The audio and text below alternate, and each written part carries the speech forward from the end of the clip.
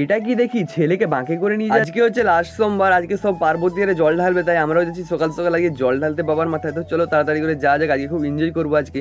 আর যেটা হচ্ছে কিন্তু অনেক সেট আপ আসতে চলেছে কিন্তু, পার মিউজিক থেকে কিন্তু অনেক বড় বড় কিন্তু, এই নিয়ে ভিডিওটা হচ্ছে তোমরা দেখতে থাকো।